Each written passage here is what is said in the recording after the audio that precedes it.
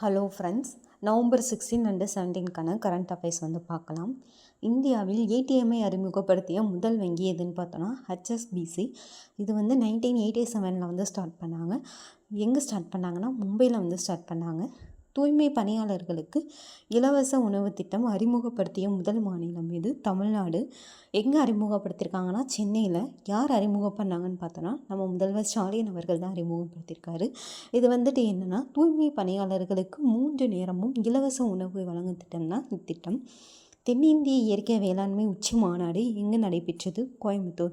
டுக்புக் முண்டோங் பால்லி இசைக்கருவிகள் சமீபத்தில் புவிசார் குறியீட்டை பெற்றது. இது எந்த மாநிலத்தை சேர்ந்ததுன்னு பார்த்தோன்னா சிக்கிம். இந்த துக்புக் அப்படின்ற இசைக்கருவி அப்படின்னா என்னென்னா புல்லாங்குழலாம். இது எந்த மாநிலம்னா சிக்கிம்.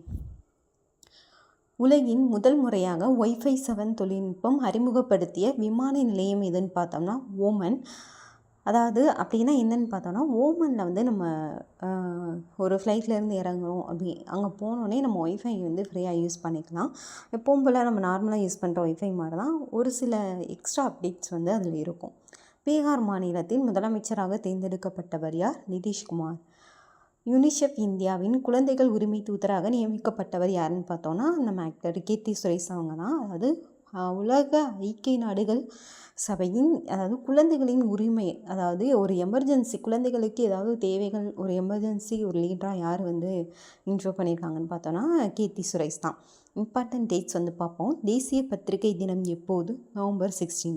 சர்வதேச மாணவர்கள் தினம் எப்போது? நவம்பர் 17. டெய்லி அப்டேட்ஸ்க்கு நம்ம சேனலை ஃபாலோ பண்ணிக்கோங்க, சப்ஸ்கிரைப் பண்ணிக்கோங்க. அது மட்டும் இல்லாமல் நம்மளுடைய சேனலில் என்னென்னா கரண்ட் அஃபேர்ஸ்க்குரிய PDF அவைலபிளாக இருக்குது. ஸோ வேணும்னா டிஎம் பண்ணுங்கள். தேங்க்யூ.